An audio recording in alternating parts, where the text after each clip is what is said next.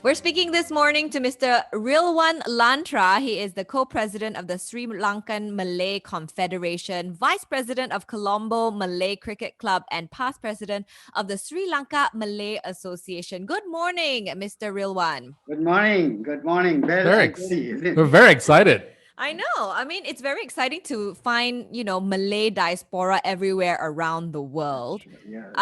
Can you tell us a little bit more about the Sri Lankan Malays? How many are there in Sri Lanka? Yeah, in Sri Lanka, the population is at present is about 70 to 80,000 Malays in Sri Lanka. But according to the constitution statistics, it shows about 40,000. Because what happens is there is no column to say that you are a Malay too when you Right. So there is only like Muslims, under Muslims, okay, fine. Because what happens in Muslims, we have Malays and also we have Moors, we have other like Boras and so on and things like that. So that is why there is a column to say others and state Malays, but most of them don't do it, unfortunately. So this is why. So probably 70, 80,000, maybe a little more, something like that, Sri Lanka, Malays in Sri Lanka. Okay. Also, just to continue with that, I would like to say that, although there are about 70 to 80,000 Malays in Sri Lanka, we have about 26 Malay associations around the island, actually. Wow. Yes, 26 Malay associations around the island. To go further on that, it so happened in August 1985. In 85, there was a historic event, particularly for the Sri Lankan Malays. It was the second World Malay Symposium, Dunia Malayo 85, which was held in Sri Lanka, which was held in Colombo. The chief guest for this event was none other than the then President, His Excellency J.R. Jayawardena. So the Malay World Symposium held in Sri Lanka certainly created a new wave of cultural consciousness among the Sri Lankan Malays. The symposium was a highly publicized affair. State media, television, newspapers gave a lot of coverage because the chief guest was the president himself. I see. Malays from the villages and outlying districts, having watched the events through mass media, became imbibed with a national pride. And they became began to actively involve themselves in organizing community activities. And dormant Malay associations in several parts of the country became active. They revived cultural training of young people in Malay dance forms and began to organize public events.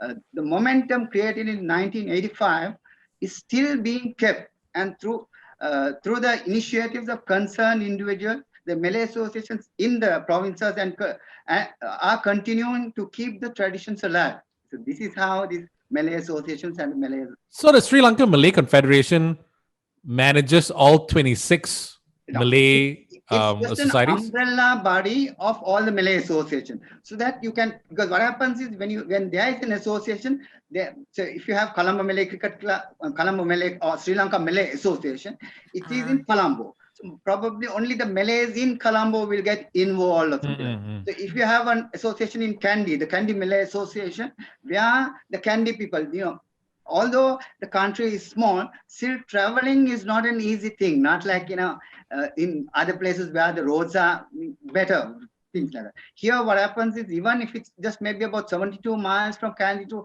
it takes about 3 hours, 4 hours to travel. Oh my God. So this is an issue. So what happens is traveling is an issue, whatever it is. So because of that, when you have a function, only the area people, maybe just a few kilometers away or something else, will join in. So this is why all these associations are formed. And then the Sri Lankan Malay Confederation sort of, keeps them together, unite all these associations. And when an event is formed, when they get involved, all these associations also get involved into whatever event. So it becomes a mega event when you do it. Okay. So being the past president of the Sri Lanka Malay Association, do you know most of the Malay community in your area? 60, 70,000. Yeah, but I'm one of the luckiest person, I think, probably, because what happens is Colombo Malay Cricket Club and Sri Lanka Malay Association are the premier institutions in Sri Lanka, Malay institutions in Sri Lanka. Colombo Malay Cricket Club is is 148 years old. Sri Wow. Lankan Malay Association is 98 years old. I'll come into that later on. And then what happens is, being a past president of Sri Lanka, I've been involved since probably after my work. Even my work-wise, I was involved in social service activities, and I was the president of the Sri Lanka Interline Club. So, thereafter when I came into the Sri Lanka Malay Association, I was involved in almost every event that was organized. So Okay. likewise, and then when I was involved in everything. So almost like most of the Malays definitely will know me, although I may not know some of them. Mm. Most of them will know me because I'm involved in this. And then But what was it that started the club though? I mean, like Yeah. 98 years, 148 years. Why was it so specific that time? Before that, the Malays were just all over the place. Yeah, fine, okay. It's like this, not they were all over. What happens is when it comes to the Colombo Malay Cricket Club, it was in 1872. Colombo Malay Cricket Club was formed in 1870. The Malays were involved. They came as soldiers. Even it's like say around 1100 Malay troops of the Dutch colonial army were absorbed into the rifle regiment formed by the British in 1827. Mm. The Malays had close relationship with the British military personnel, and the influence of British lifestyle crept into the Malay customs. Cricket is a good example. That is like Colombo Malay cricket is a good example. It gave rise to a historic encounter on March 23rd, 1872, between an all Malays team fielded by the Rifle Regiment and a British regimental team. This regimental side. Consequently, the British government gifted the Malays part of the rifle parade grounds in Colombo, which led to the founding of the Colombo Malay Cricket Club. Now it was formed as a Malay Cricket Club. Now it's called Colombo Malay Cricket Club in 1872 as the oldest Ceylonese cricket club. It is the oldest Ceylonese cricket club. We are minority amongst a minority actually in Sri Lanka. We are only with a 20 million population. We are only 70 to 80,000. With all that, Malays have come to this level. That's how the other club that was probably before the cricket club that was formed in Sri Lanka. The first was the CCC. It's CCC, but that started with foreigners. But the Colombo Malay Cricket Club team formed with all Sri Lankans. That is, it was Ceylon then, the Ceylonese. So that is how the Colombo Malay Cricket Club. But back then, the Malays that came with the British, they were British citizens, or they came. How did it happen that they became Sri Lankan citizens? Yeah, fine, okay. The Malay actually at that time the Malays were brought to fight. They were good fighters. As soldiers, yeah, and they were trusted soldiers. They were very trusted soldiers. That's how the Malays were brought. The history of that best is Zamir. Zamir has done an excellent excellent research on how they came, all those things. Okay. He will give you an excellent. And then what happens is Colombo Malay Cricket Club was formed in 1872. Thereafter, almost like the 50th anniversary, celebrating like after 50 years of service, the Sri Lankan Malay Association was formed on 1922. The Sri Lanka, what happens is that during that time, this was all sports. Colombo Malay Cricket Club was involved in sports, being a sports organization. Then what happens is representatives from public, private sector, and the civil society of this small community. At that time, it was only about, in 22, it was about 15,000 Malays then, at that time, scattered in different parts of the island, gathered to form a body for the community and established All Ceylon Malay Association. It was called All Ceylon Malay Association. The members of the Colombo Malay Cricket Club were also instrumental in the formation of the association. Being the Malay in the limelight, in recognition of the influence of the CMCC had in the country, the incumbent president of the CMCC was elected as the first president of the association. This is how the association was also formed. So it was not all about cricket. Then you wanted to organize other events as well to reach out to the mass. That was in 1922. Then Sri Lanka Malay Association was formed. That's how it's now 98 years old. Wow. Rilwan, what kind of events do you organize? Fine. for the Sri Lankan Malays. Yeah, fine. Okay, that's one of the things that you should be here is the Pasar Mala. Oh my God, you have Pasar Mala. Oh my there. God. You're telling me you must be here for the Pasar Mala. Even the Malaysian High Commissioner, first thing, I don't know, they come to know about it through the first thing they will ask is, when is your Pasar Mala? Oh my God. Yeah. Almost like every other year because it's not easy to organize that. The Pasar Malam, even the last Pasar Malam we had almost 60 stalls, food stalls with a lot of Malay cuisines and also other cuisines. But Malay cuisines is one of the things. What we do is the Pasar Malam was organized by the Sri Lanka Malay Association. Association. So what the Malay Association, what the Sri Lanka Malay Association did was also they gave a number of stalls for the other Malay associations. And the condition for them was they ensure that Malay cuisines are, Are served. their stalls. In their stalls, they should have Malay cuisines. This is what Malay cuisines or even other Malay items was allowed to them. So this way, and also there are few Malay restaurants. We have the Rasa Sayang Malay restaurant. Oh my God, that's so cool. There are a few Malay restaurants in Sri Lanka. Other than that, so Pasar Malang is it's not only just the stalls itself. We also have we have a stage and a cultural performance. It's almost about more than an hour cultural performance where other associations also participate in performances, in cultural performances. Like what performances? When you say cultural, is it purely Malay? Yeah, exactly. Dances? Yeah, it's right. Yeah, fine. Here the performances are Malay. So what happens is like it's dance form also, it will be Malay. So the Sri Lanka, the dance form natural, we take the songs Malay, especially Malaysian songs, Indonesian songs, with that the dances are arranged. And then also we have a few singers who are here. They can sing Malaysian songs and things like that. Yeah. So likewise, the Rasa Sayang is very popular. Then Burung Kaka, I don't know, Burung Kaka Tuan. These are things that are very popularly. Other than that, even other Malay songs, So this is how the cultural performance is very lively and very much looked forward by so many. Wait, when you say how about the food? Tell us about the food that you get. Like, what are traditional Sri Lankan Malay food? The nasi goreng is very popular in Sri Lanka. They still don't understand nasi goreng is fried rice, but for them nasi goreng is nasi goreng. So we tell them nasi goreng it is actually fried rice. It's fried, right? But for them, no, they want the nasi goreng separately. Fried rice is done in separate way. So this nasi. Then we have the vatlapan, the sirkaya. Sirkaya, that's pudding. That's very kaya, sirikaya. Okay. A kaya pudding. Yeah. That's very popular. Then the Malay, this thing, pittu, I don't think you'll have it. Yeah. Those are like pittu. Then also we have so many other items like bibikan and things like that. Malay. It's Sri Lankan Malay style things. Like satay is also popular here. Satay, yes. For things like Raya, is it like for Hari Raya? Do you have like lemang and rendang and stuff like this? Rendang, no, okay, fine. But I'm just telling you that now. This thing, Sri Lankan, this thing, where we all will know is the nasi goreng or the satay and things like that.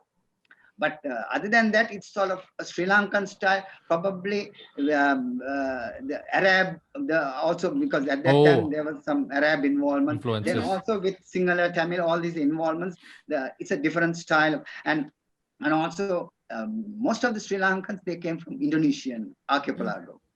From Java. So even then we were called Java Minusu. That is, it's like that in Sinhala they call it, Java, people of Java. Yeah. So, that kind of an issue. Yeah, because the Malay archipelago was a whole area, right? That's how. The details of that, Zamir is there. Zamir, don't worry about that part of it. Well, actually, I want to get back to like music. You mentioned earlier that you sing Malay songs because it's still very popular. So where do you get it from? Do you listen to like Siti Nurhaliza and everything?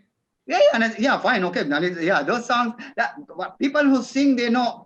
There are some of our charming ladies who sing this song. They know all the singers and it. Oh my God, that's so cool. So it's not only like traditional songs. They sing some of the modern Malay songs as well. Yes, modern Malay songs also. Yes, definitely, yes. Wow, interesting. Now, have you ever visited this part of the world, Rilwan? Yes, I have been to Malacca. I've been to the Gentings. Oh, okay. But how are these cultures and tradition different from the Malay traditions that that we are accustomed here in Malaysia? Yeah, How's fine. the culture and tradition in Sri Lanka different? Yeah, fine. For me, how I feel is where the dresses are concerned, where the attire is concerned, like for functions, any occasions, we like just normally one, especially associations, we are very particular. When we have an association function, we are in batik. The men are in batik Oh shirt, but wow. it's the Indonesian batik. Yes. It's the Indonesian batik shirt. And the ladies, of course, in baju kurung. You can see the females in baju kurung. Baju kurung, that is popular, very popular here in the attire, one of the things. And also like you see in the wedding, but also the style of attire. Now you all, in Malaysia, I think they use the silk. The They use baju Melayu, yeah, yeah. everything is the silk, and especially like gents, they use the other shirts and all are cotton, the batik Indonesian style of thing. Mm. But I think in Malaysia, it's the satin they use even for Mm. function. Yeah. That's one of the things that I've seen is something very common too. Like even for weddings and things like that, they wear that special attire. Things like that. Other than that, of course, I'm just going through or even Google about Malaysian Malays. This thing I just couldn't find. Only thing they say how they respect the elders and things like that. That part of it is India, but it so happens in Asia, everybody, whether it's you're a Buddhist or a Hindu, or everybody respect the elders.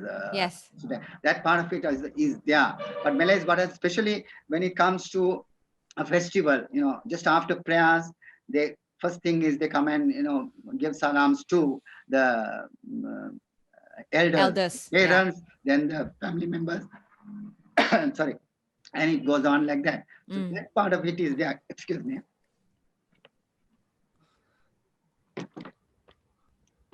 Need to drink water. Yeah. Yes.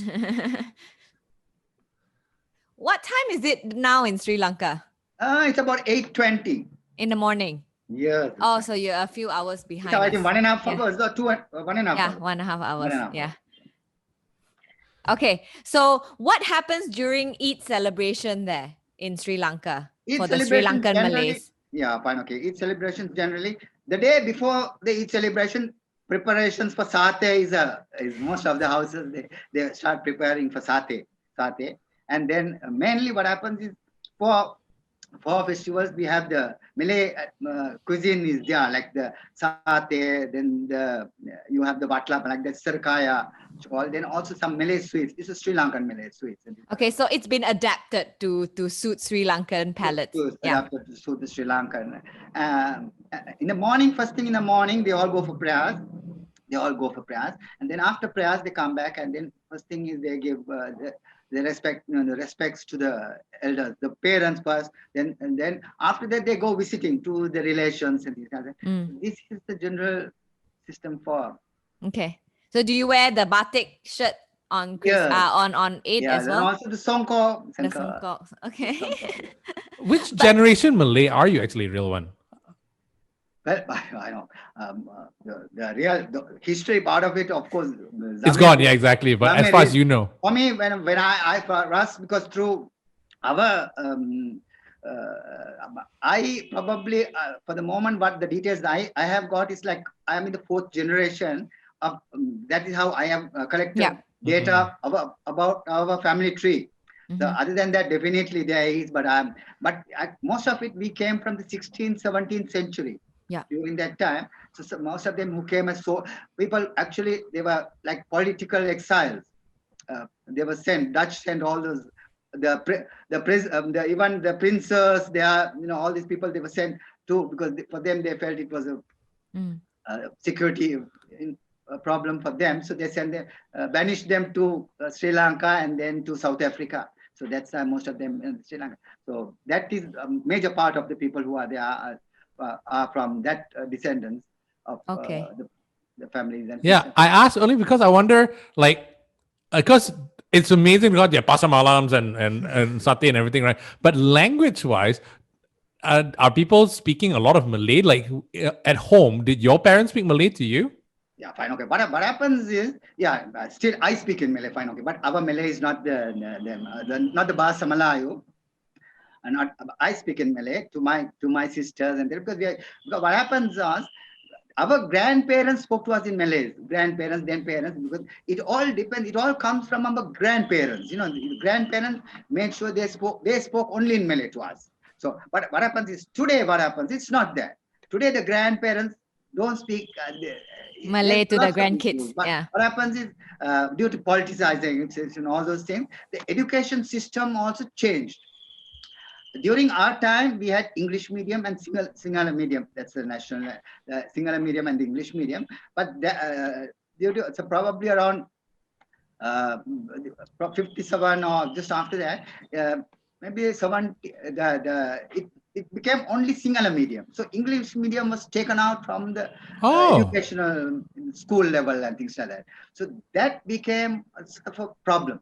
Uh, and then what happens is when even the grandparents who spoke to us in Malay, the grandparents realized that English was an important language, you know, for communication and things like that. And then when the children were studying in Sinhala, the grandparents spoke to their grandchildren in English, although, you know, whatever English they knew, they spoke to them in English to make sure that the grandchildren will still, you know, protect that English language, so that was a needed thing even when you start when you work and things like that. So that is how that for me is what one of the turning points of this language issue. Today, languages in Sri Lankan Malay is an endangered language. You know, that is one of the issues. And then also what happens is now today's students, they go to their school, their friends are all, you know, they don't speak naturally, you know, and after school, it's all commercialized and things like that.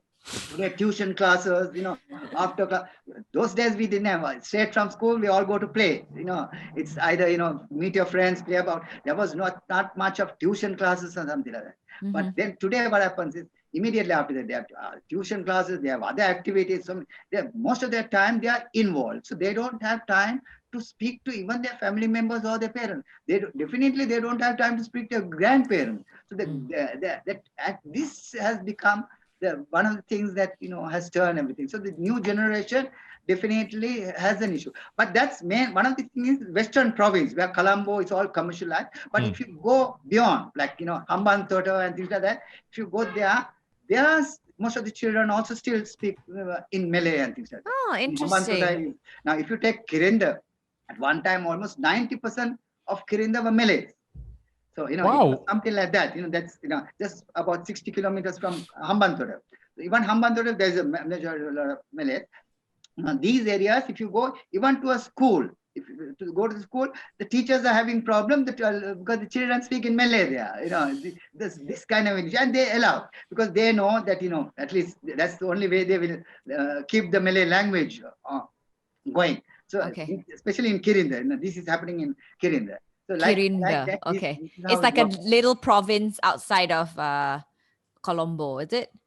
Yeah, that's right. Also, Colombo, you know, it's like particularly in like Hambantota area, and then also maybe in other villages area they speak in. So it's not, you know, because although, yeah, but still, Sinhala and other languages are creeping in, so it affects. Okay. Now, Rilwan, being a minority group in Sri Lanka, did you ever feel discriminated against, or maybe you did not get as many privileges as regular Sri Lankans? I don't. There are some who say that, but I don't believe that. I definitely don't believe that. The Sri Lankan Malays are respected. They are respected a lot because, sorry, excuse me.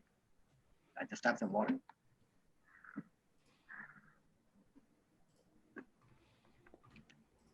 They are respected and trustworthy. This is how they are considered as very trustworthy and respected. This comes from the era that the soldiers were brought in, how even the kings trusted the Malay soldiers. You know, this is how even the Colombo Malay Cricket Cup was given because of the trust that they had on these Malay, you know, soldiers, and how.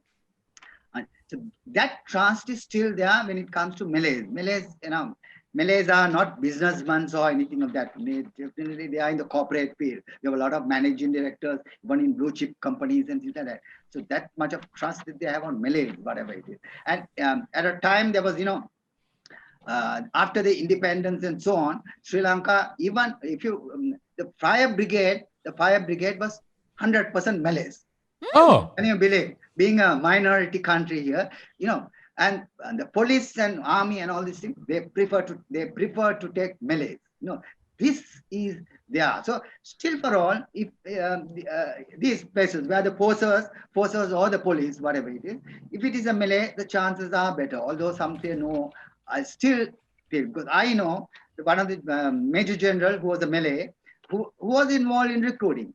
He said, I know him. He's the major general of the army, Malay gentleman. So he was doing the recruitment. So definitely, if there was any kind of discrimination, definitely we will know. Yeah. So Yeah. this is not happening. But for politics, some people for politics, just to get into, we are a minority. So for me, of course, I don't believe in politics. For us, we have to, use our franchise. Whoever we like, if I like the opposition, I vote for the opposition. If I like the government, I vote. So that is our own fundamental right, actually. Yeah. So that Correct. is how, if you go on to that, I don't see there is no discrimination and such. For us, our major challenge, like I said, our major challenge today is to protect our language. Unfortunately, this is, to keep that Sri Lankan Malay, Sri Lankan Malay language is an issue because of so many things. Maybe time to come, we don't know how much we can protect it. Especially in Colombo and these areas, it's very difficult. Colombo and Western Province, very difficult. But beyond that, maybe there's a possibility. actually, There are associations who have had Malay classes and things like that. yeah. But what happens is, getting the children, because they are already involved with tuition classes, all these things, for them to come and study Malay after, because there is no value to it after that. It's only at home you can just talk to them or talk to your relations or something like that. So this is one of the main issues. Okay. Geographically, is there a particular part of Sri Lanka where there are more Malays in general? It's spread around all over Sri Lanka. Colombo, the Western province has a Western province, and Hambantota area has a major part of it. Other than that, it's spread around all over. Okay. But speaking of Sri Lankan Malay, right? I'm actually quite curious as to how Sri Lankan Malay sounds. So maybe you can tell us. You can sell us Sri Lanka by using your Sri Lankan Malay. Can you talk Sri Lankan Malay with us? I know. But I'm telling you, the language part of it, the Sri Lankan Malay, how all this thing. Zamir is an expert on all those things. He will, explain. Do you speak it? You speak some, right? Yeah, no. I speak now. Say now the way we say apa nama. I'm just saying, Now, you all might say nama apa. And then also to calling somebody to eat. Mari makan. We call them mari makan. So these are things that we use. How? Apa habar? Okay. Now we say apa habar. Okay. And how do you? We say apa kabar. We say apa kabar. Yeah. Apa kabar. No. Yeah. And thank you is terima kasih. Terima kasih. That terima kasih is a common thing that we use. Right? But Rilwan, here's a challenge for you. Yes. Apa yang menarik di Sri Lanka? Apa yang menarik? What is interesting about Sri Lanka? Can you tell us in Malay? Tell us in Malay, Rilwan. Well, Sri Lanka, the hospitality and things.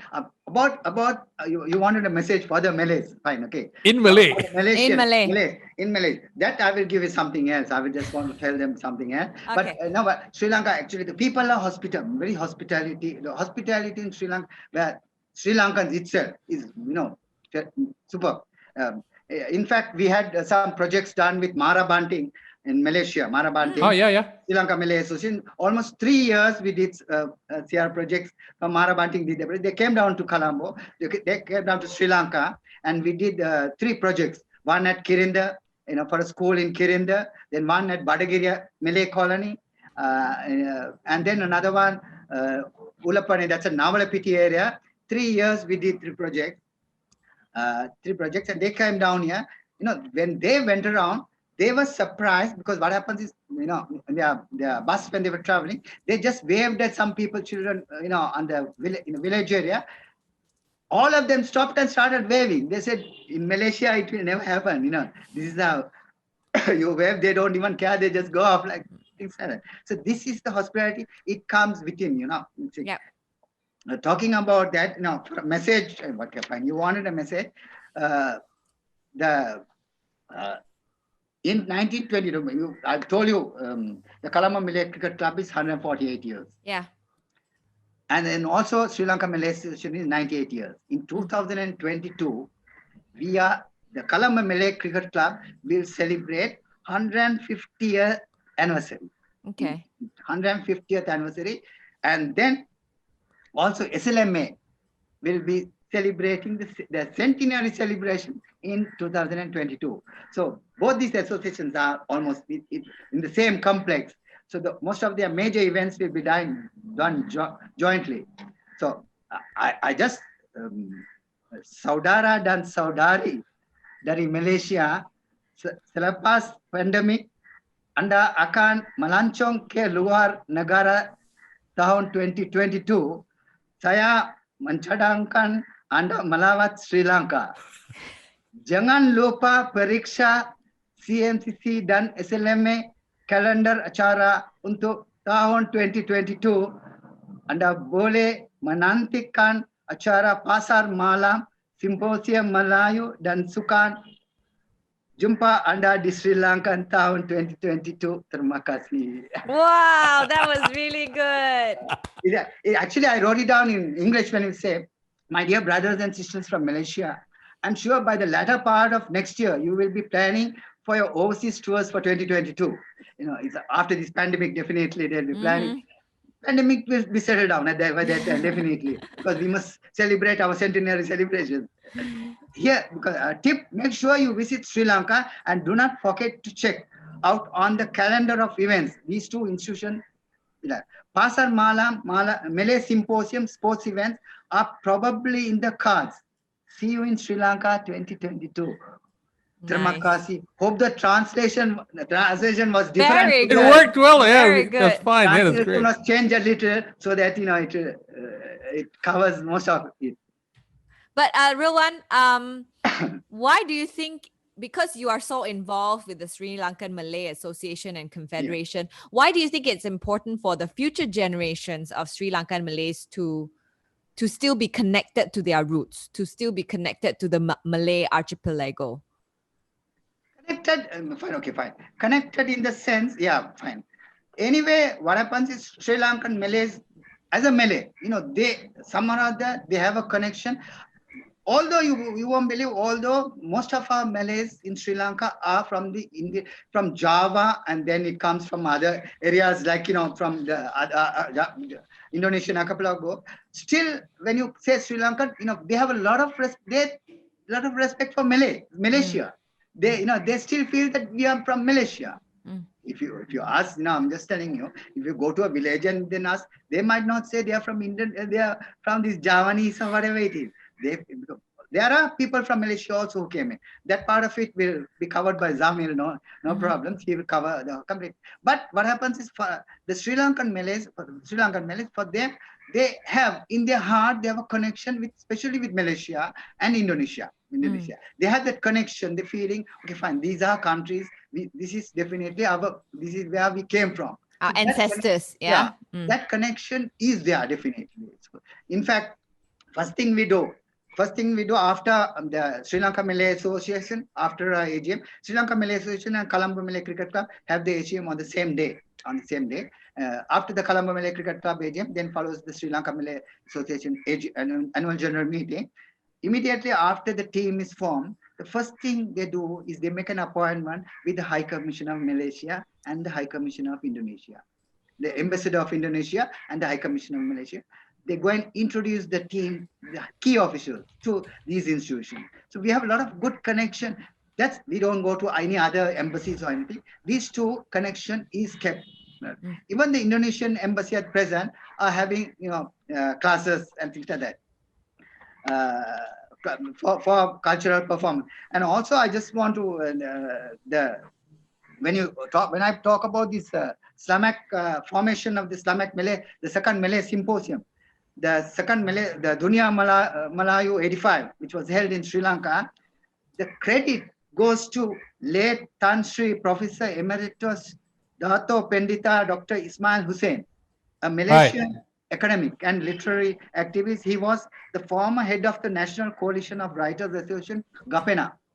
Now, he was one of the main sponsors with SLAMAC, with the Sri Lankan Malay Confederation, who played a leading role in successfully organizing the symposium. So this is the connection that we have, Samara. All right. Well, thank you so much, Rilwan, for sharing a little bit of the history and the culture of the Sri Lankan Malays. And we look forward to going to Sri Lanka in 2022. Make sure you are there in 2022. And also convey my thanks to Steve. Yes, Will do. Okay, terima kasih banyak-banyak.